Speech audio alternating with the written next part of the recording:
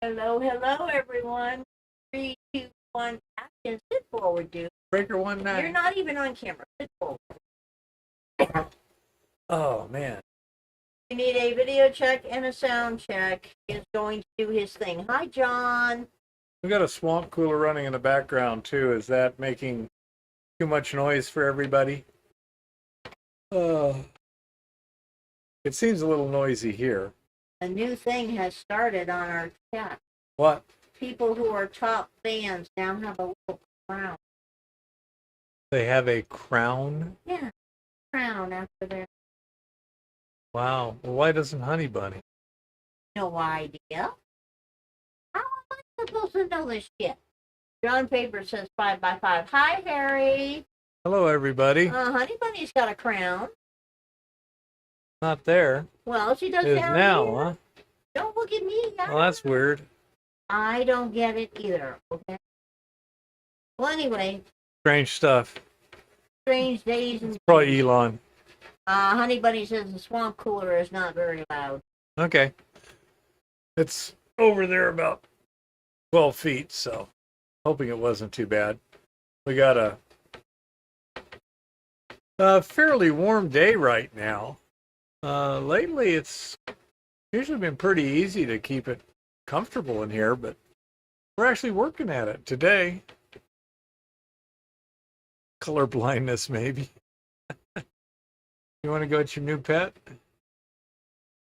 I'm not going to carry it. Why not? He just ate. You don't pick up for a couple days after eating. My goodness. No, you don't. Well, then you probably go take a picture and over like that. Never mind. Anyhow, Eva's been wanting a pet, and of course, due to our rather unusual lifestyle, we need a very low maintenance pet. So we went to the pet store, and in fact, they had a python for $80, a little one. So we got her a little ball python.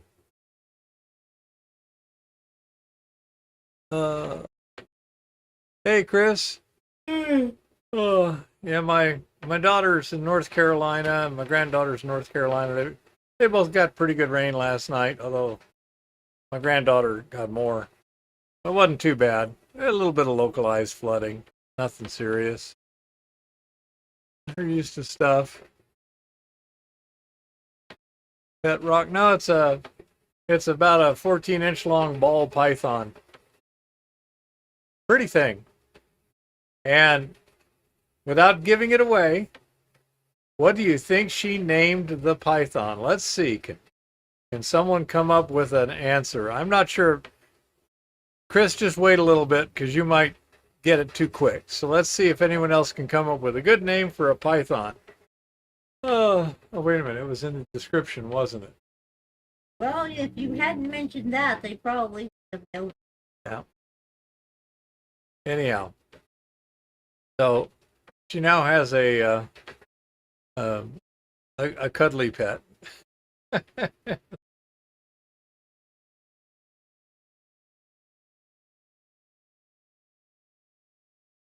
Little Keith.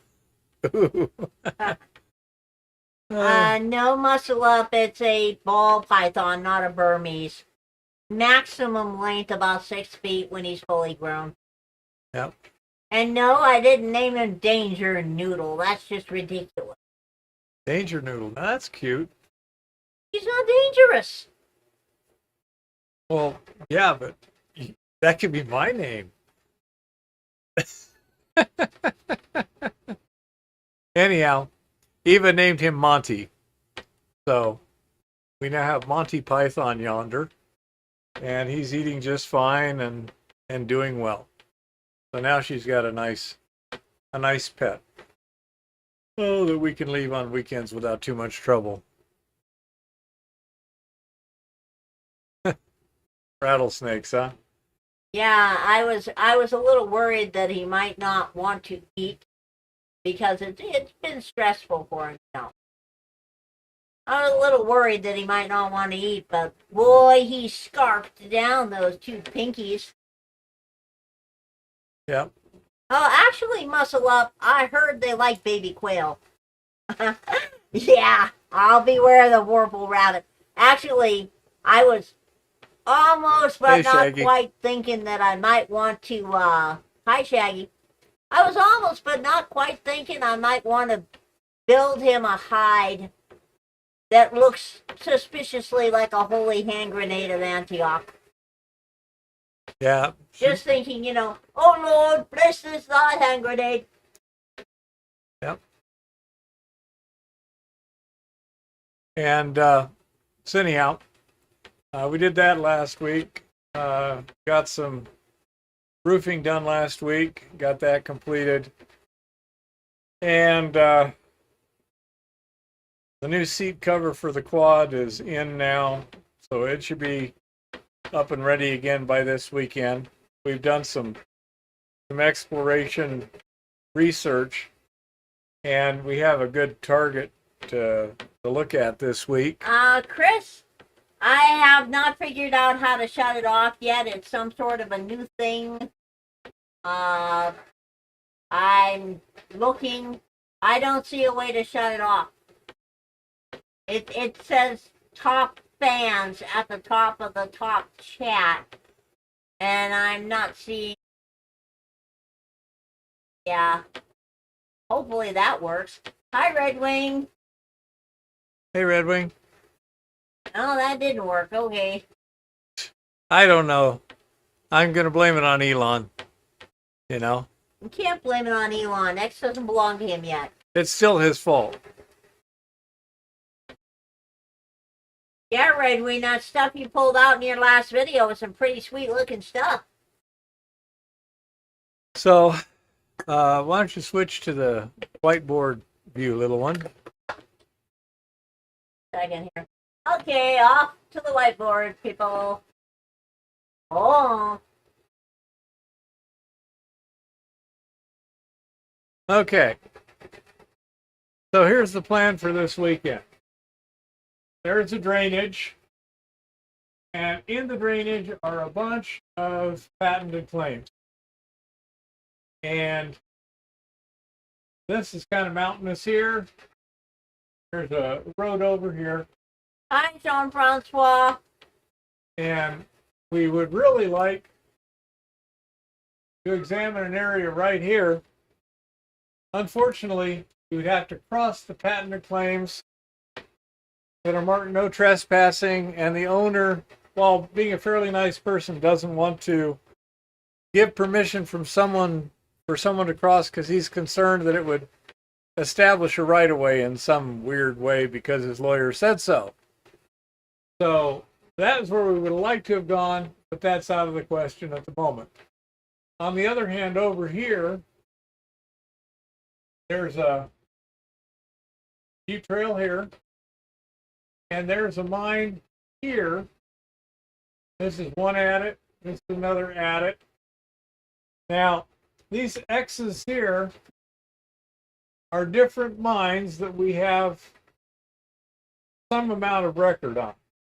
This is a named mine we can find in literature, but we can't find any production information on it.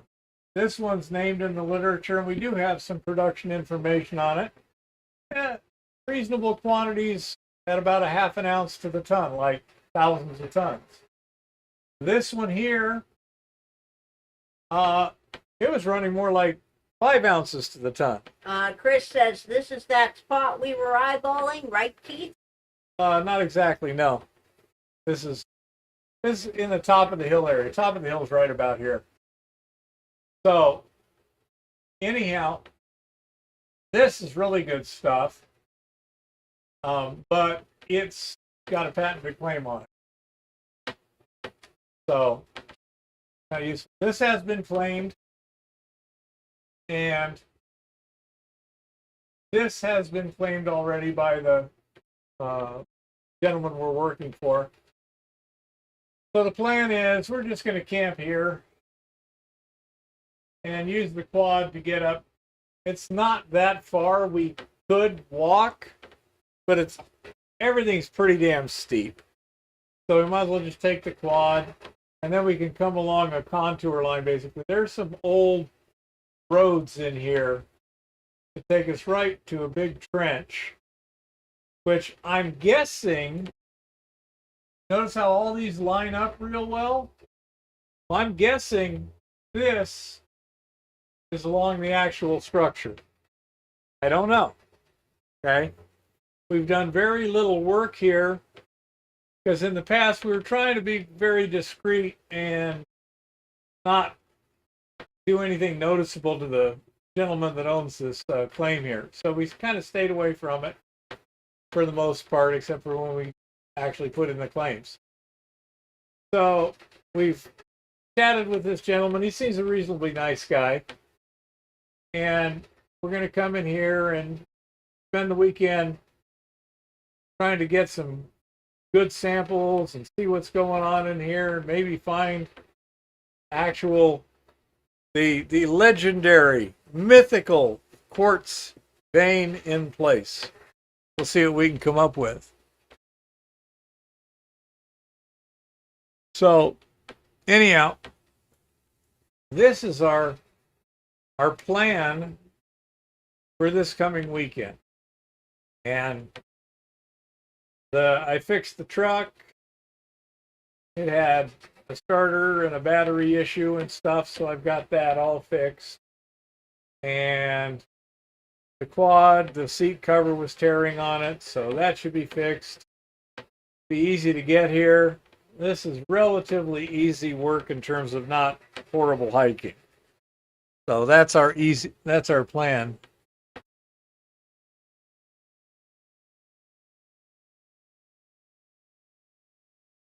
I'm not sure, Muscle Up. Too little data. Now, we're going to try something right now.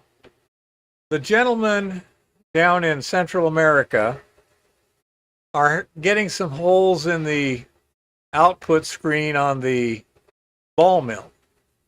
And so they sent us a video today, and we're going to see if Eva can get that video to play so everyone can see it. And okay, so I'm going to put this up, and remember, folks, he cannot see the chat when stuff is going on screen. So just letting you know, it's a fairly short video.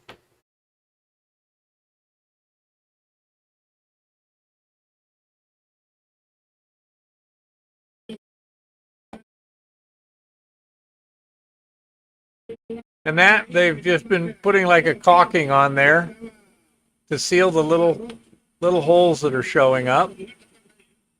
And there he's showing the actual holes.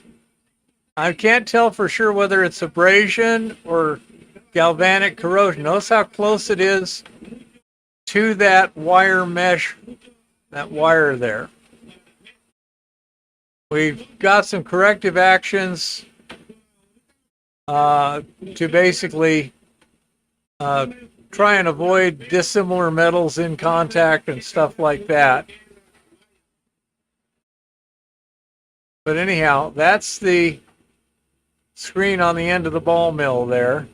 As you can see, Chris, that's quite a long output screen. So it shouldn't be a problem in terms of not having enough screen surface. But that's a little problem they're having, but looks like it's easily patched for the moment. They're planning on replacing that screen tomorrow. And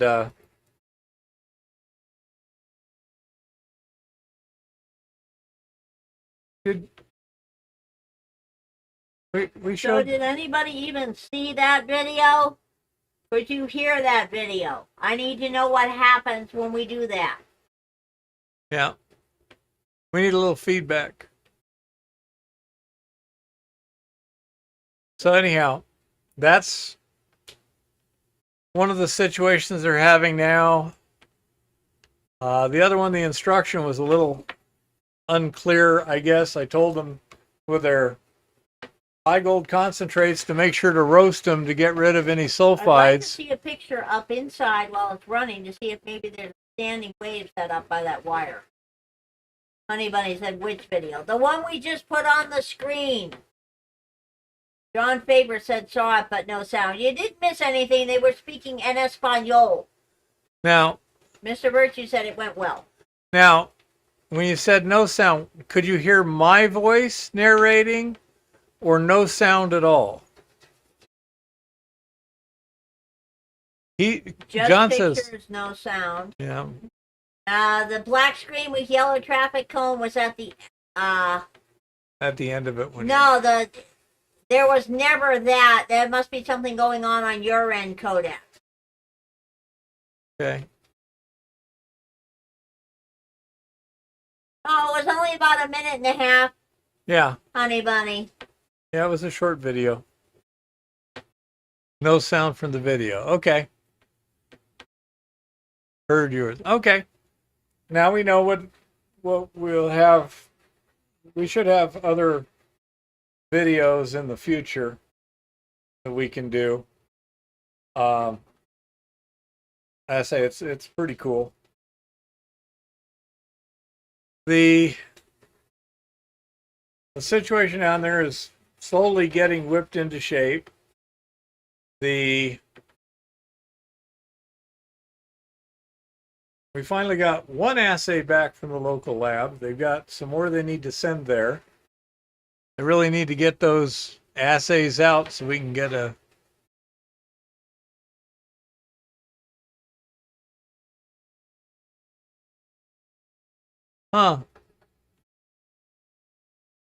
need one authorization, huh? Okay. So anyhow, still trying to get them to be more regular with the sending samples to the lab part. Ow. Hey, Brian. The most of the material they're processing now is essentially what I would call proto. It's low enough grade that they don't consider it really ore, but they have to move it anyway, so it's kind of like waste, but it definitely has enough gold to make it worth processing, although not nearly as well. A little bit of Spanish. Yep. It was narrated in Spanish, exactly. So anyhow,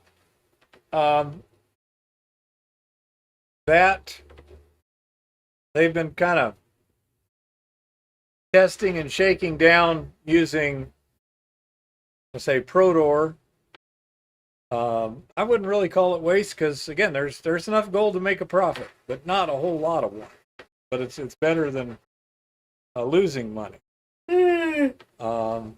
One thing that I recommended is that there's some dumps there. In the past, somebody dug a pretty good glory hole, as you might recall from previous pictures. And there's a lot of waste just piled up, which is presumably something on the same order as what they're processing now. Turning fine gold. All right. Have a grip of ore. Some hand-picked from claim. I have to be careful what I say. In Broadwater County, Montana. Well, James, you can send us an email or you can drop a comment on any of our videos. He's putting his email address on the whiteboard. So I will get on the whiteboard at the moment.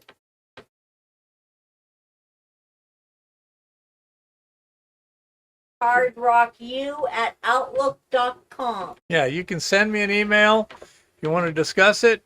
That'll be fine. I understand confidentiality. So, we're always interested in chatting. Who knows where it's going to lead to? But theoretically, over there, they might have quite a pile of Prodor, or what you might call low grade, but profitable ore that they could use to fill in any spare time in the mill. If they're going to run 10 tons a day production, and they've only got 6 tons a day of good grade ore. By the way, then huge you could scandal in Austin, 30 firefighters. And so they might use the old dumps just as a fill-in to keep the mill running when the good stuff kind of runs out. The way they mine it, they're using demolition hammers, and so they're kind of selectively mining it as they go, where they take the better grade stuff and put it in sacks. And at the end of the day, the mine operators select a certain percentage of the sacks for themselves, and the miners get the other sacks to take home, and that's their pay.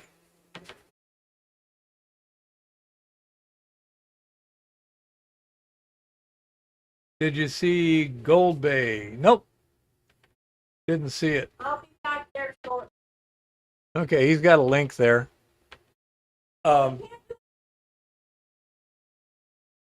Yeah, you could with your on the old YouTube thing, but on this, whatever it is, it's kind of spazzes out when you try and click a link.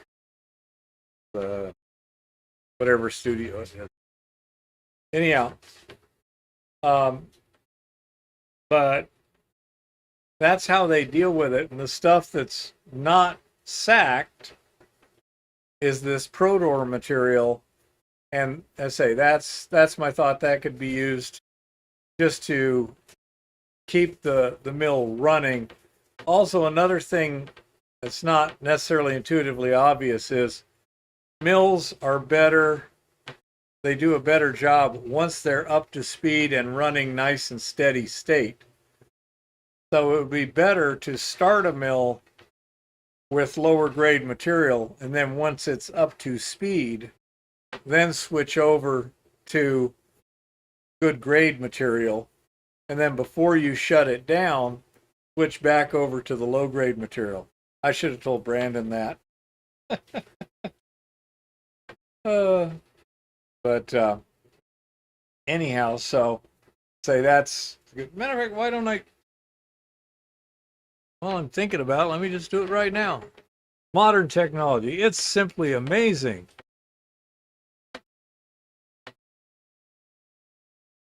Yeah. They're looking at sending me an iPad so we can do better video communications back and forth too. Yeah, Kodak, if you could email us that video link, I would appreciate it. Not picking up right quick.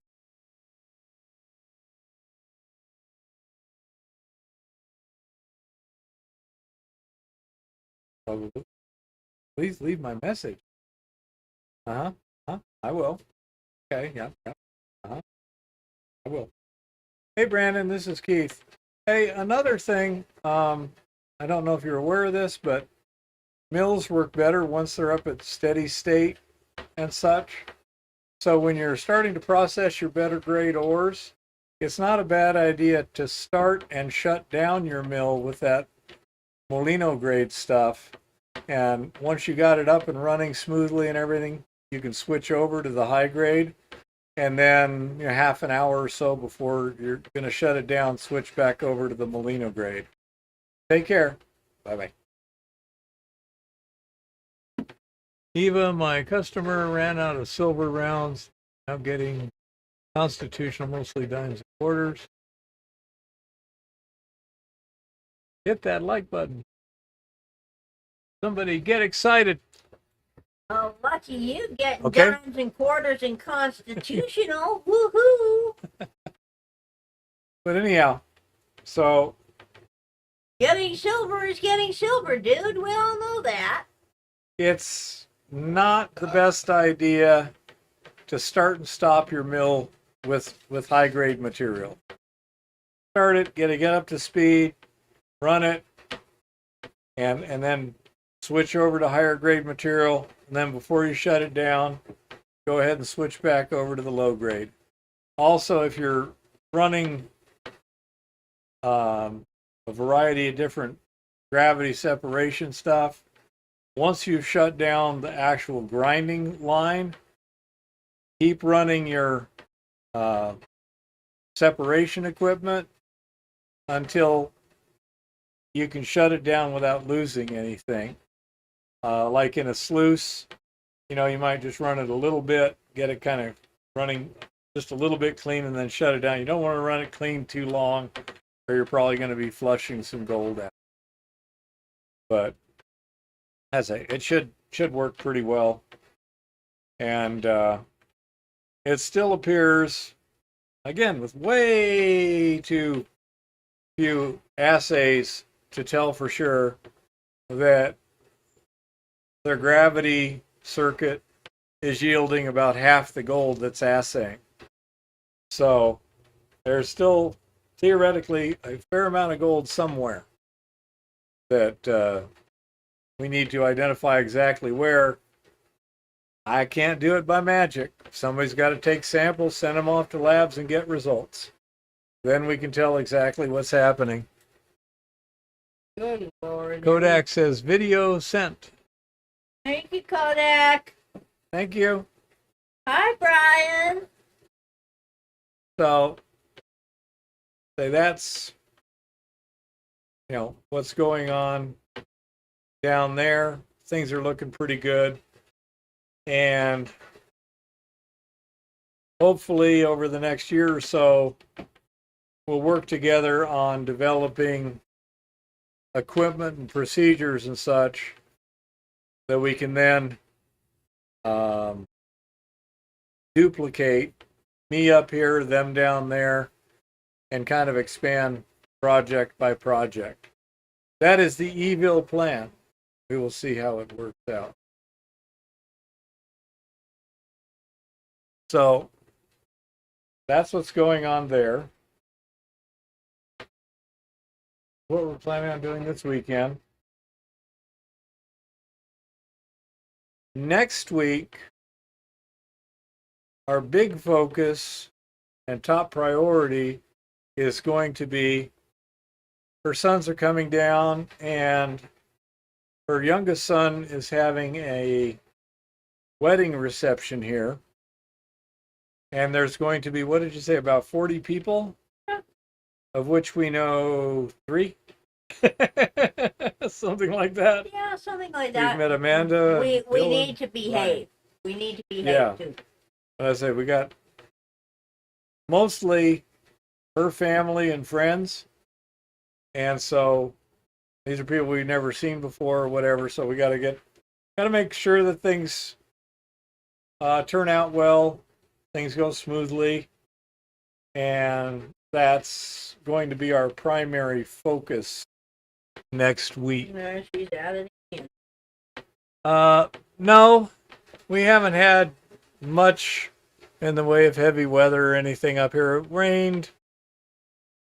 Yeah, we've been getting it more rained rain. The afternoon of July 4th a bit, but we've been getting more rain than we did last year. That's for sure. Yeah, and but it wasn't anything bad. And then I think it kind of slowed everyone down on the fireworks. But they started shooting them off, about 7 o'clock or something like that? I am not sure.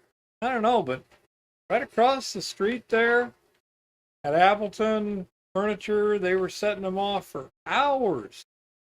I don't know how much money they spend on fireworks.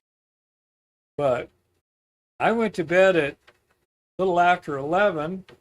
Fireworks were still going off around the neighborhood. And when was the last you heard, little one? I heard fireworks up until 1:30. Yeah. In the morning. A grip of ore is quite a lot of it, Jeff. Yeah. In terms of the Carolinas. My daughter and my granddaughter live in North Carolina. Neither of them were severely affected. Apparently, it was just kind of the standard, what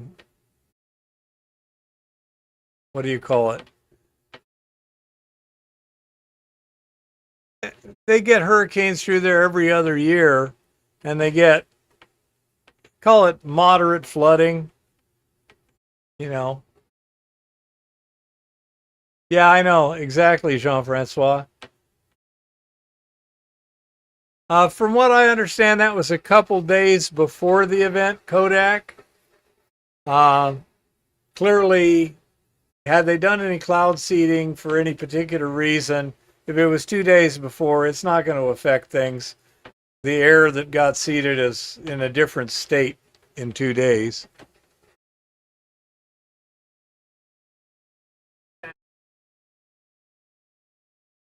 Yeah, Eva mentioned last night about midnight. I'd just gone to bed and I wasn't asleep yet.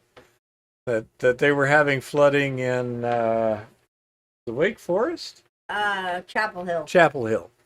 Sorry, they were having flooding in the Chapel Hill, North Durham Carolina. area. Yeah. So. Oh yeah, there's tons of conspiracy theories going on. Muscle up. It is bizarre, and I say that as someone with a collection of tinfoil hats. It is bizarre. Yeah. And so, I went and we checked out the radar and everything, and yeah, first of all, it wasn't extraordinary, and secondly of all, it wasn't where my family particularly was, so it wasn't much to be concerned about. From what I understand, yes, they had some localized flooding. Cars got soaked, some buildings got soaked inside, but not too much damage. I haven't heard Jean-Francois, but 104 dead now, huh? Sad. It does not surprise me. It'll keep going up for a bit here. I say the thing is, if you drop whatever you do to a piece of air, I mean, if you were to, put something in the air above Helena, Montana today, it's going to be 300 miles east of here by tomorrow. So had they been seeding in, say, Colorado or Oklahoma, perhaps, or New Mexico, then it might have an effect in that part of Texas on that day. But if it's 2 days before, that air mass is going to move a long way. Well, in the meantime, nothing is going to stop the conspiracy theorists from claiming that this was, There's no list. There's no list of cloud seeding. Yes. Marjorie Taylor Greene is putting forth a law to ban cloud seeding and chemtrails. Well, if there actually are anything as chemtrails, then they should not be doing them without our knowledge. That's for sure. I know that, but she's talking about the actual... You're talking about contrails? Yes. Yeah, good luck. She's talking about the one... Every plane in the country is going to have to prove every time they go up that there's nothing in their tanks going to leak from. Never mind, that's just the way she is. Remember, she also believed in Jewish space fleet. Yeah, exactly, Jeff. They got tons of it down there. Yeah. So, it's pretty interesting. Things are pretty bizarre out there, that's for sure. And Eva's tinfoil hat is getting badly worn. But yeah, it's Well, funny enough, Kodak. Whenever I see one of these big flash flood events, I have to wonder if there's gold in any of that dirt. Yep. I'm pretty impressed with how I Break for Bedrock's production is coming out now. They got some pretty good stuff they're working. Speaking of Jim, you mean Miner Jim, I presume, as opposed to Rock Butcher Jim? I don't know about Miner Jim. He hasn't communicated with me in a while, and so I'm not sure what he's doing. I presume he's busy doing something. So I don't know. Last couple of times I've seen him on the chat, I've said hi and asked him to, come on by, and we'd like to have him, do stuff again. But nothing's happened, so I don't know.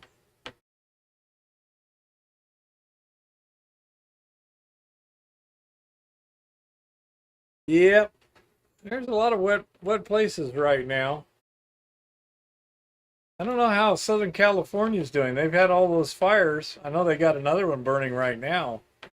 Well, right now, the mayor of LA is too busy single-handedly confronting ICE in MacArthur Park. Oh, okay. But yeah, I mean, they should get. They got some bad rain down there. They'd have some horrible debris flows.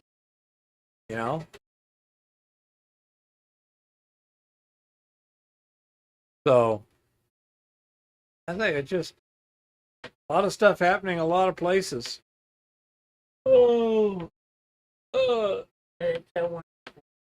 anyone have any particular questions or comments or anything out there? Oh. Well, that would be pretty good, Kodak. That would be nice. Yeah, I'm guessing Miner Jim, but I'm not sure. Muscle up. That would be my guess. Oh. And we got an assay in at the lab. The last stuff from our stockpile out the mill that we ran from Montana B. See what that assayed. If it looks good enough, then we might continue on down that decline too. But we shall see what we shall see. Nope, don't see Rock Butcher.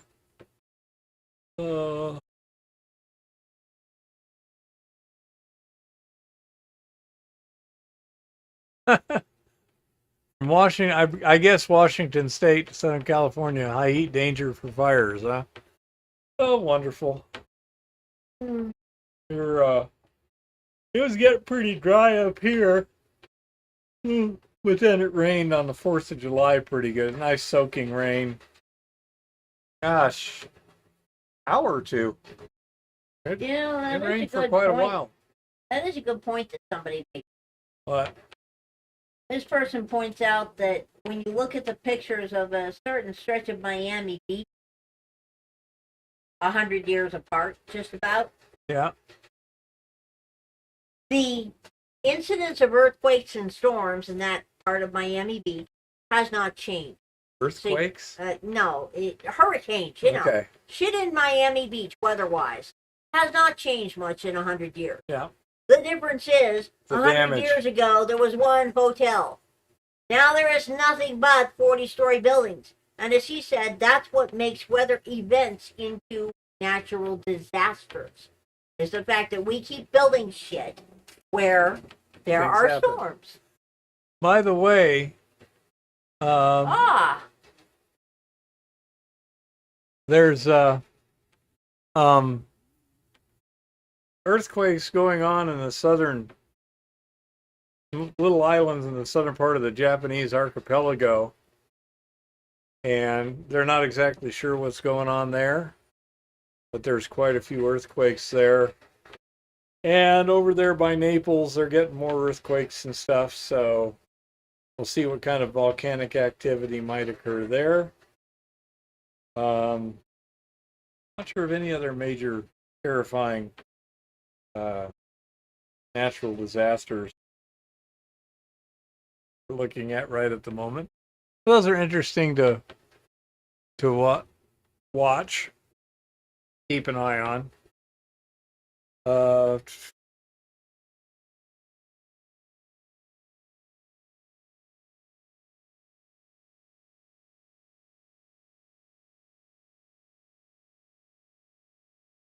Siskiyou, maybe? Siskiyou? Yep. County. New Zealand had a 6-3 yesterday. Yeah, they've been having a couple. The ones I saw were on the subduction zone north and south of New Zealand. They weren't right in the middle of the country, but that whole subduction zone goes basically underneath New Zealand. Well. What? They have now discovered that certain breeds of female frogs fake death to avoid mating with males they don't find attractive. Wow, that's pretty extreme. Most women just fake being asleep. That's dedication right there. Yeah. So, New Zealand maybe haven't. It's people don't realize just how much stuff normally occurs on the Earth every month. My mom, who was a professional geologist for a while, had a subscription to GeoTimes, and you start looking in the back of the monthly magazine. Typical, month 30 or 40 volcanic eruptions worldwide.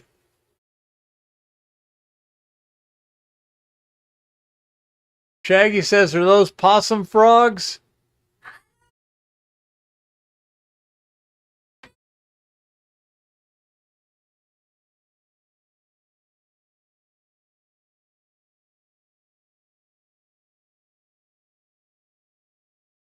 I have no idea, Jean-Francois. I think it's worth some good research. I think 10 or 20 years ago, they might not have been able to even collect the data on the magnetic field and solar fluxes and stuff to do correlations with it. But now they can get a lot more data from a lot more sources. So it's possible they could do some good statistics. Really, Shane? You guys had a tremor over there in the Black Hills, huh? Exactly. They need to, as they like to say, do the science. Well, yeah, but you have to do science. And that means you're not trying to prove a hypothesis, you're trying to understand the theory and then see if it confirms a hypothesis. There's what was his name? Robert F. Kennedy Jr. was talking to Tucker Carlson the other day and said, yeah, they did a study on, I think it was hepatitis B vaccine given to children within 30 days after birth, and it resulted in an 11-fold increase in autism, and then they buried the data, So, yeah, you have to do honest science. Climate science, you can't be playing games with the data. You've got to analyze it as best you can.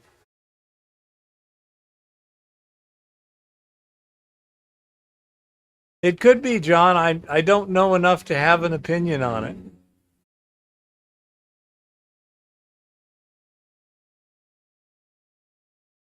Wow. Shaggy says they had flooding last month in Oklahoma. Yeah. I also hear they're having a lot of flooding in China right now.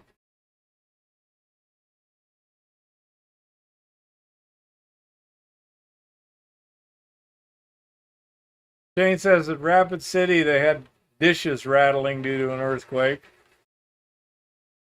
Yeah. Now the situation in China was being reported as fairly extreme, but then it's hard to tell. And now it's even worse because it used to be, it's like, well, is that a mainstream news report? And nowadays, like, well, who cares if it's a mainstream news report? You caught them lying more than not in certain subjects. So it's very, very frustrating. But, I mean, there was videos. What does that prove nowadays? Of rather widespread flooding in China.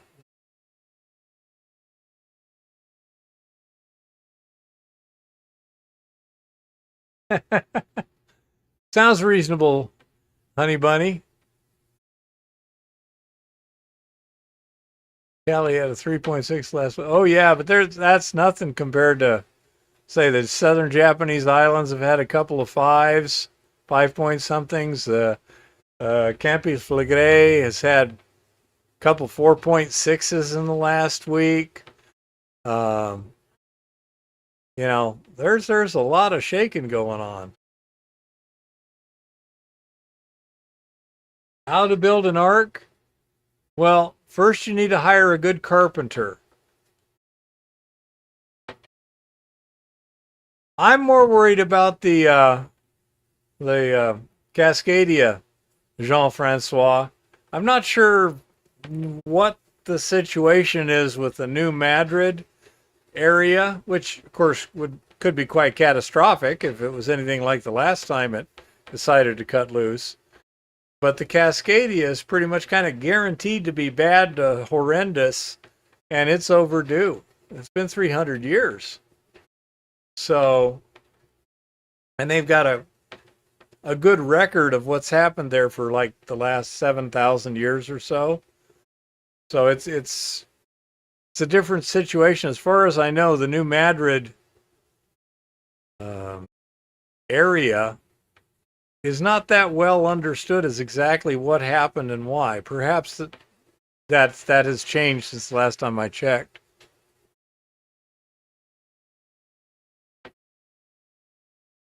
You're misspelling that one. That's a modern one, Kodak. You need a Cubit, not a Qubit.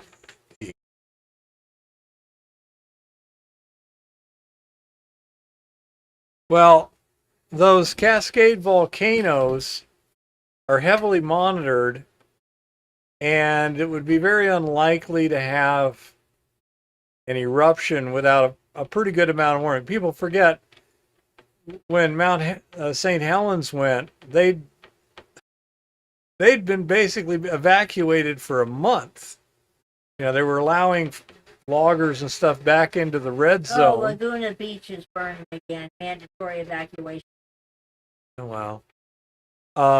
The Rancho fire. But those volcanoes, in terms of eruptions, not a big problem. In terms of landslides, different story, especially Mount Rainier. You could have debris flows off of Mount Rainier at any time.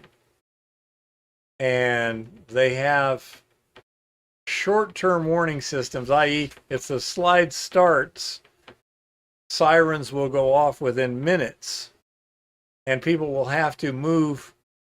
It's going to be a feet, do your stuff and do it quick sort of situation in many places. But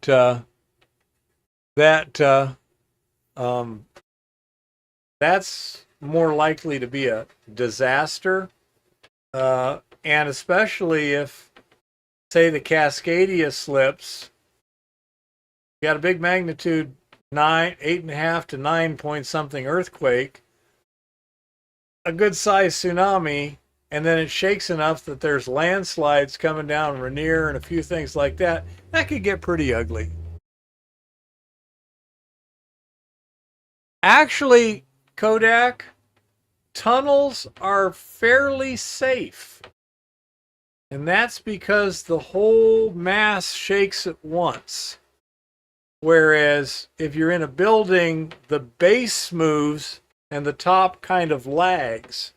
So you get a bit of a whiplash effect. So actually being underground, as long as it's reasonably competent rock, is actually not that unsafe. Believe it or not. It's kind of counterintuitive.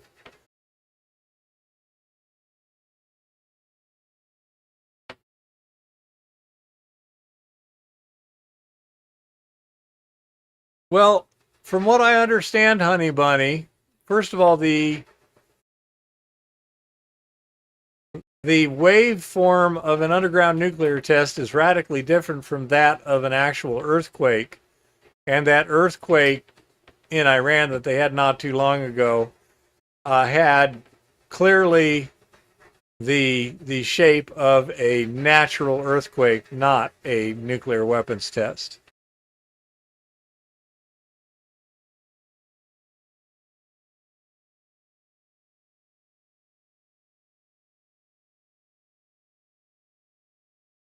There's no indications of any significant eruptive activity anytime soon, Jean-Francois. However, there is a feature in the Biscuit Basin that just erupted. It's just like a geyser type eruption for like the third time in 3 or 4 years. And so they're having to create a safe zone around, because when it goes sploosh, the boardwalks were crushed by rocks and things like that. So they're basically having to pull people back, but they do have a monitoring camera on it now. So the last one they did get a good video of it. It's the Biscuit Basin.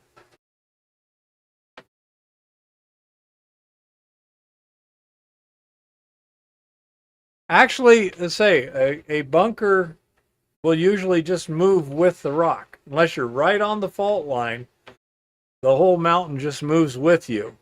And it's not too bad. It's the difference in velocities. Now, mind you, you might get shaken up inside the bunker. I mean, these accelerations can exceed 1G, you know? So if you were like standing inside the bunker and the bunker went like that, you might splat into the wall hard enough to get seriously injured. I would definitely get shaken if Cascadia went. But as far as I know, and I'm not an expert right now, but there's been no indications that I've seen that it's anywhere close to an eruptive situation at the moment. Some of the Cascade volcanoes might be entirely different. Long Valley might be different. And I say there's certain features that are much more, especially the landslide danger at Mount Rainier. I mean, I would imagine that's going to pop some stuff off of there, because the sulfur dioxide gases, the moisture, the heat, and everything has been decaying the rock. So the rock is getting softer over time.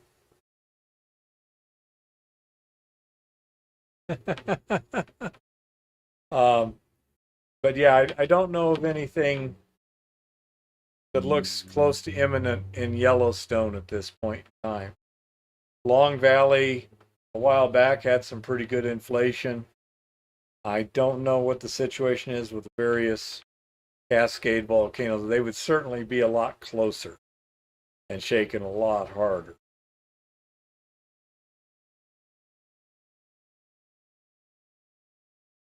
So, I don't know. I'm more worried in a Cascadia event of the secondary effects. Both, I mean, the refugee situation is going to be pretty serious. The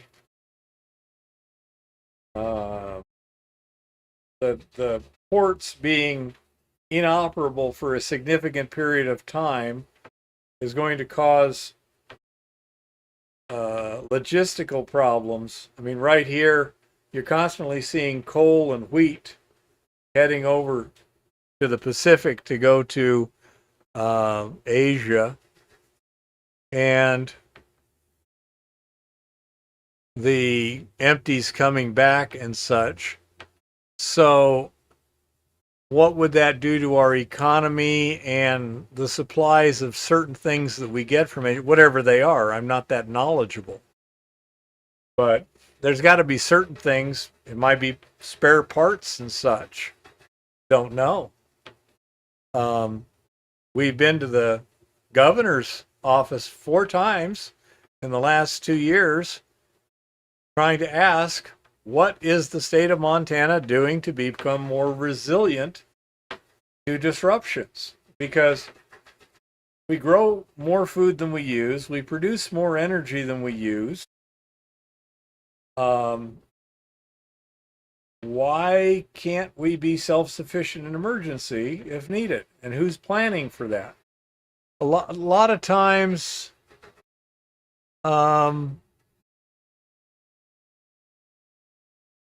it's not that you don't have the stuff, but you don't have the little thing you need to use the stuff. You know, like you can have lots of water, but if you don't have any way to purify it, how good is it? We make lots and lots of wheat here. Do we have enough mills to produce enough flour for everyone here? You know?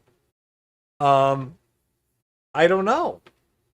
I would think, considering we got this gigantic Cascadia subduction zone getting ready to pop off, all the other hoorah that's happening at all times, that the government of Montana should be planning for disruptions, whatever they are.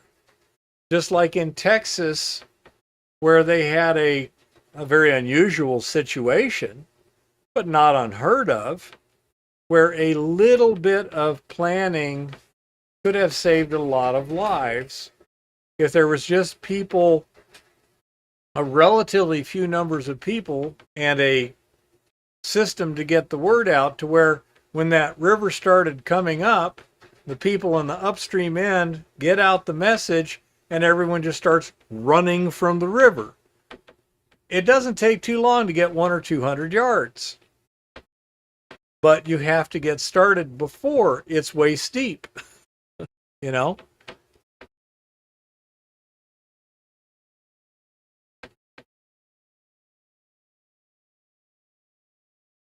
I think gravity does that too, Jeff. As the ice is shaken loose and it comes down, the frictional heating of the ice causes sufficient melting, but I'm not certain. Okay?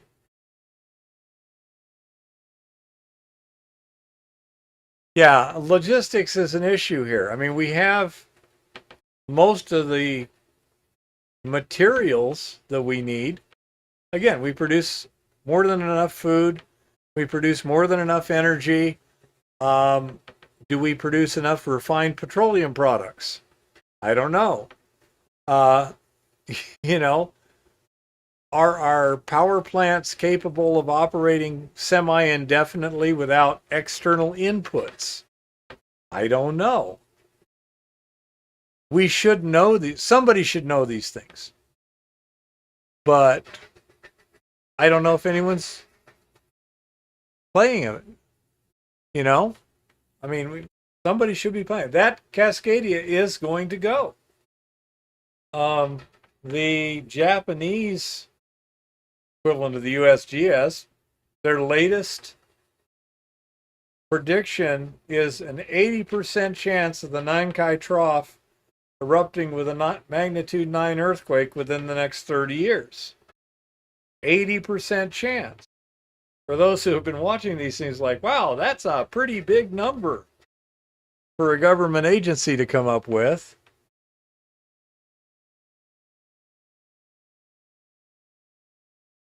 You know? Yes, it wasn't 30 feet tall. It rose 30 feet in 45 minutes. Okay? Which is a lot. But, you know, if you're standing on the ground with shoes on your feet and you know which way to run, you can get uphill faster than that can spread out through the river valley. Brian says you're able to keep your non-planning neighbor out of your fridge. I have no clue. Say, we're about as prepared as we can be. A mobile home is not nearly as defensible as that old adobe we used to have. That adobe would suck up anything short of a 50. What? There's another one of those. There's a SWAT flyer right there. I can't reach it. Well, I can't see it. It's a recluse. It's probably. Can you give me the SWAT flyer? I don't have one.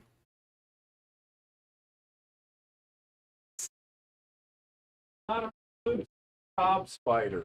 Very small. You keep showing up with spider bites. Yeah. And so again, we're about as prepared as we can be for the threats that we can face. It's unlikely that a cultural situation will change in minutes. Okay? Salt gun. I see what you're saying, yeah.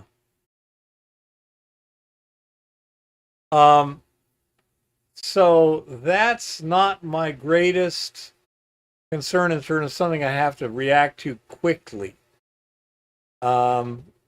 Depending upon the situation, we have places we can move the important stuff to that are more defensible than where we're at, more self-sufficient than where we're at.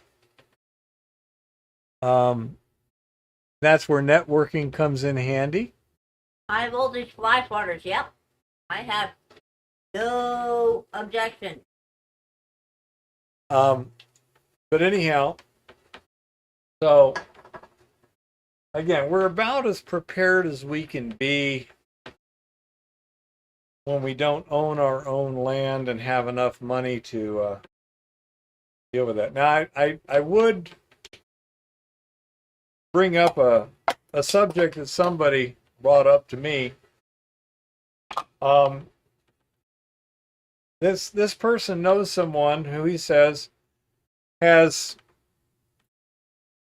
taken those ceramic garden gnomes and filled them with tannerite and made them very, very waterproof and planted them about his property.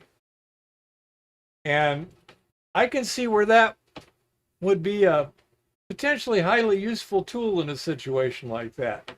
You know what I'm talking about, right, little one? Yeah, but I'm more worried about spiders than. Yeah. But anyhow, it wasn't a recluse anyhow. It was just a little cob spider. It was only this big. But yeah. Yeah, Mr. Blind is a back claiming you know what kind of spider it was. That big. Yeah, recluse is this big. Baby recluses start out that big. Probably start out smaller than that. Okay then. They actually have to be able to bite through your skin.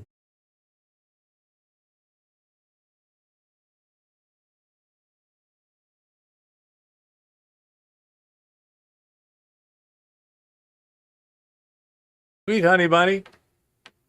So anyhow, I'll say it's one of those situations where it's sad in the Texas situation where people weren't alert. If even I had been there, I'm virtually certain one of us would have been awake and watching the river at all times until the danger was past. Well, apparently progress is being made. What? This person says TSA no longer requires you to put your shoes going through security. Everybody was able to keep their shoes on at the Atlanta airport this morning. Yeah. But people just don't plan. And the powers that be, as a couple of people mentioned, they saturate your environment with warnings. It's like that, whatever it is, warning they have in California, this causes cancer. Well, when you see that warning on everything you touch, it loses its usefulness. You know, something may have a 1 in a 10,000 chance of killing, giving you cancer if you get a lot of it, or other stuff might be able to give you cancer or cause you harm with just a single serious contact. But without some kind of prioritization, I know it's been a while since I've gotten an Amber Alert, but we used to get Amber Alerts on the phone. I don't know if I've ever gotten a severe thunderstorm alert on my phone here. I get them. I know you do. I read every alert I get on my phone. Yeah, I don't know if I do or not. I think I do, but they're not terribly common. But when you live in a place like Texas or Arkansas or someplace like that, severe storm warnings are going to happen, in the summertime once a week or more. And so there needs to be a different kind of warning and a different kind of alert tone, I would say, if it is a life-threatening emergency. That the people in this area, your lives are now in danger. And the Texas situation is a classic example of that.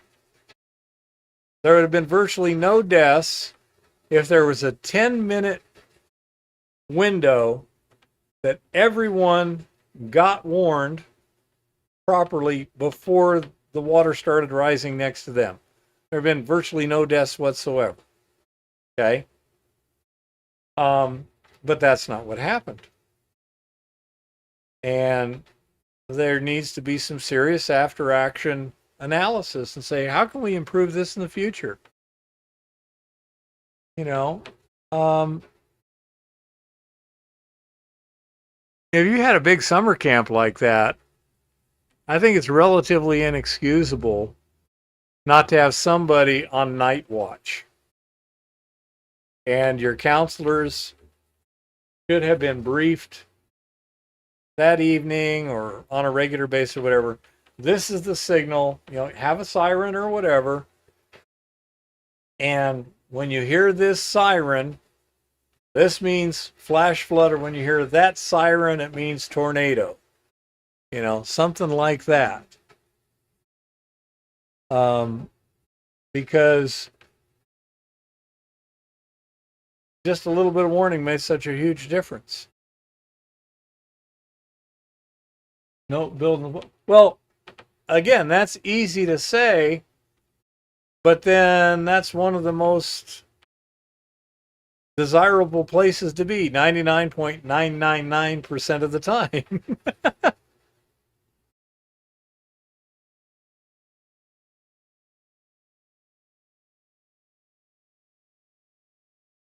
Yeah, that is a problem, Jean-Francois.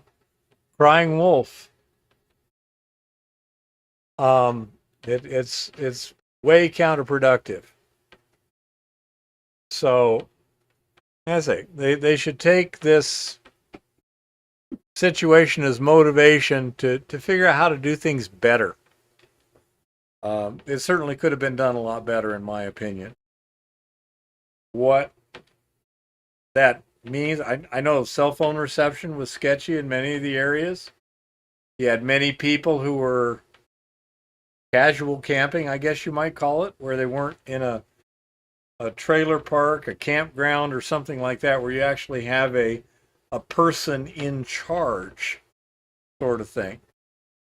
And those are always going to be challenging. But when you have a campground, then the manager should be thinking of exactly those things. You know, it's just sad, very, very sad. But I would not want to have the guilt of a situation where I could have done something and I didn't, you know. I don't know what the best answers are, but I know that there's a lot better ones than what we have right now, what was done. I also, again, I believe that young people should be encouraged, if they're just going to go get some college credits, take something like EMT, or maybe we should have a class similar to EMT, call it advanced first aid or whatever, that is taught in high school, that takes, a couple of weeks in the, I have a class I think they ought to do in high school called Real Life 101 that teaches you everything like, what do the warning lights mean on your car for those people who have no idea?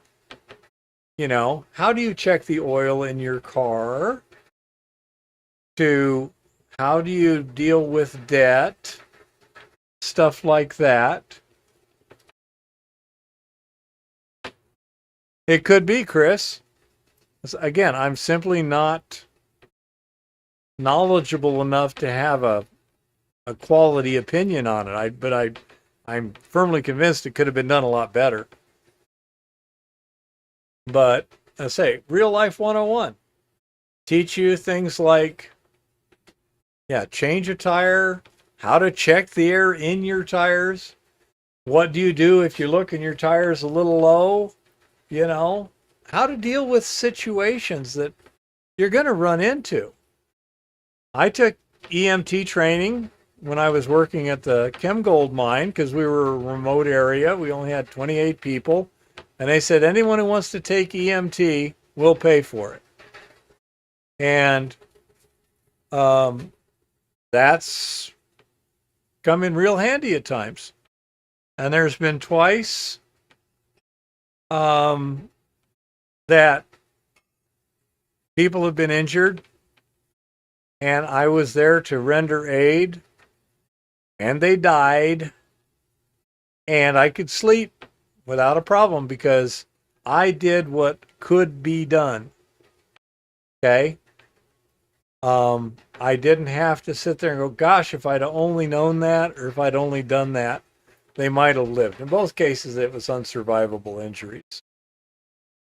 But that's tremendous peace of mind. And with my kids, when Eve and I are out in the field, like when I just, flipped the quad on its side, we knew what the risks were and how to evaluate what was going on. Yeah, what, little one? Yeah, we can take care of small stuff, but the concern was, did I have a brain injury sufficient to cause a bleed? Because I'm on Plavix, and I did take a hit to the head. So we're monitoring the pupils and everything, and we were ready to just drop everything and haul ass.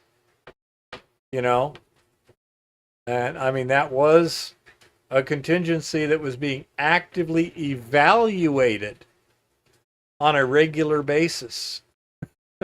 Yeah,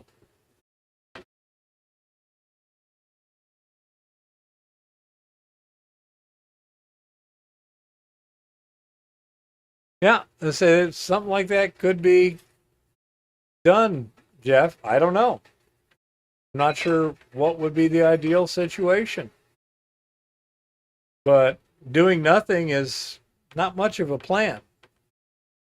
But yeah, let's say when I flipped the quad on its side, we knew that I had a possible, I had an elevated chance of a brain bleed. We were constantly monitoring it. We were ready to at any time just drop everything, leave everything where it was, get in the truck and haul ass. You know?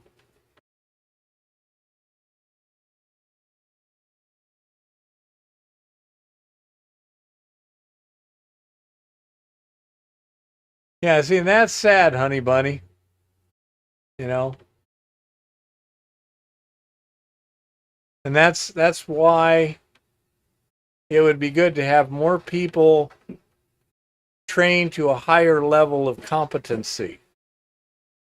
Because my guess is virtually everyone sometime in their lives is going to be in an emergency situation, whether it's them, someone they love, a stranger, whatever. You're going to be the first one there at a car wreck. There's going to be a sketchy situation where it's like, we need to get out of here before bullets start flying. Things like that. And it's very valuable to just have that knowledge, even if you don't have a bunch of fancy equipment and stuff. Although, in both of our cars and my backpack, I have a trauma kit, basically, a little small compact trauma kit. It's got the tourniquet, the blood stop, pressure bandage, and that I kind of have stuff. a small home-built Ziploc. Yeah, we have just the usual little first aid kit stuff, which is handy for little shit. Which is what you mostly deal with. You don't deal with too many broken bones. You deal with a lot more splinters and cactus needles.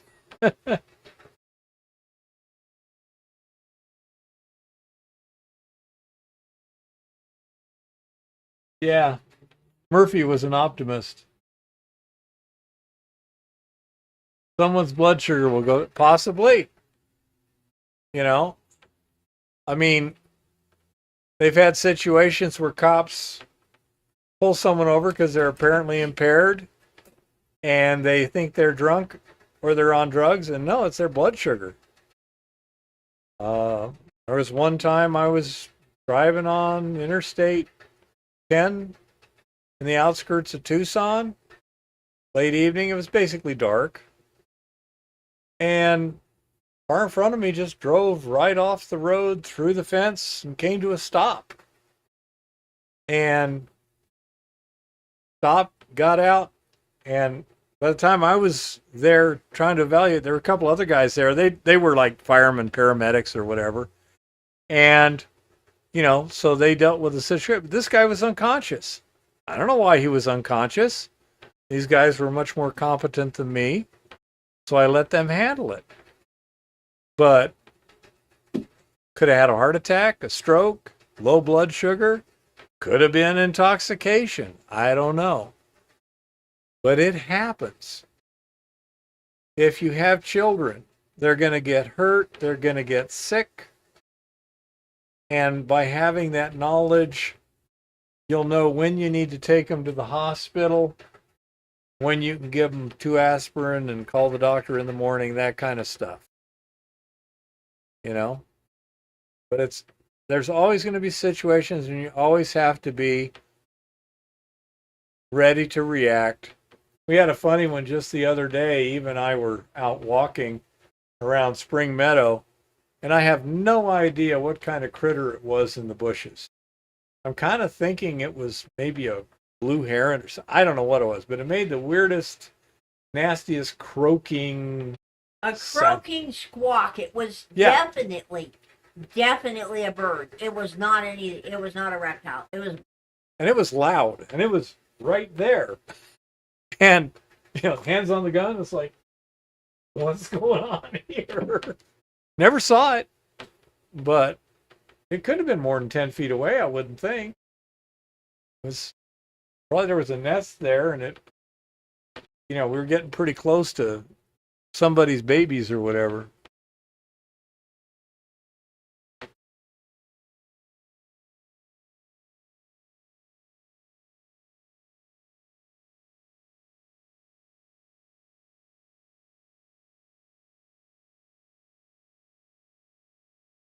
Yeah, I say it's a good idea to get knowledgeable, especially in times like these. It's good to be as prepared as you can, um, emotionally and knowledgeably wise. I mean, bare hands can do a lot if the owner knows what to do and is ready to do it. You know? So, I would recommend everyone just, evaluate their situation and then tell young people, be prepared. It sounds kind of hokey, but yeah, have a pair of jumper cables.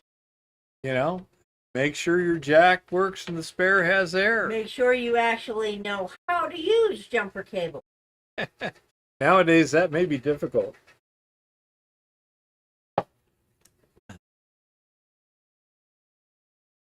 According to Honey Bunny, believe it or not, that was likely a whippoorwill.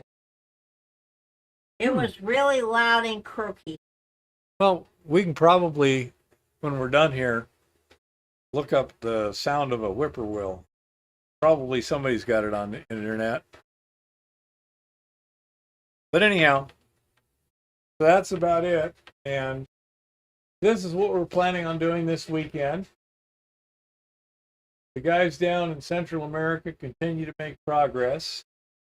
The plan is to send us the equipment that they're using to smelt stuff so we can customize formulas and stuff for them and procedures. And I'm supposed to be talking to a guy in the next week or two about some leaching stuff. And that's about it. And then somebody showed up earlier this thing and said that they had some stuff not terribly far away.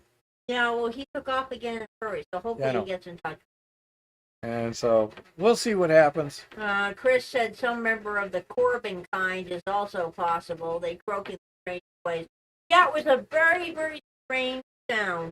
Yeah. And it was definitely from a larger bird, because there's no way a really small bird could come up with that depth of sound, I don't. You take care, Jean-Francois. Thanks for showing up. Yeah, I would agree too. It wasn't a little bird, I wouldn't think. No. But it didn't sound like a little bird. It sure startled the heck out of me. That's for sure. Anyone got any specific subjects or whatever to discuss at this point in time?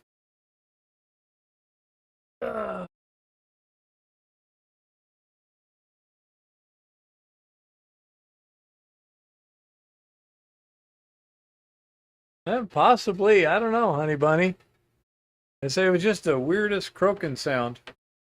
Yeah, I mean, this was something I have not heard before, and it was loud. It was loud, it was sharp, it was like a croak, but it had sharp subtones in it. But bird's the word. Yeah, well, in this case it was. It made me jump a little bit. Oh, yeah. Yeah, it was pretty hilarious. There's a lot of geese over there right now. There's ducks over there. I have no idea what else might be there. But yeah, it was it was kind of startling. Anyone else got any subjects or questions or anything at this point in time?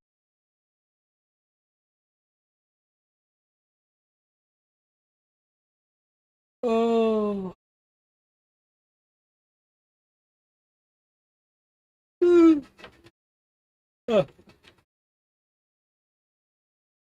Well, it was not a raven, I can tell you that. I know ravens. Take care, Mr. Virtue. Thanks for showing up. Yeah. Everybody who's leaving, good night. Yeah. I think it's about time. It's been an hour and a half. Think it's time. So get ready there, Honey Bunny. So next week we should have another video up from our little exploration this coming weekend. Another report from down south.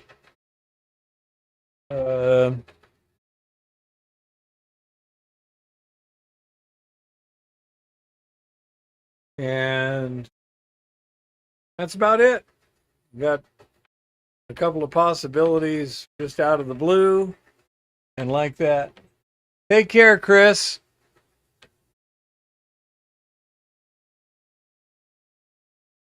So, Night, Shaggy. Night, everybody. yeah.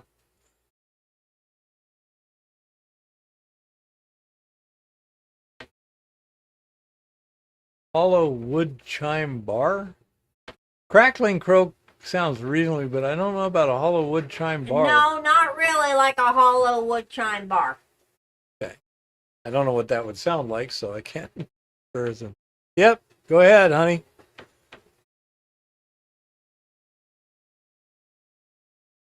Maybe next week Eva won't feed the snake before the live stream so you can see.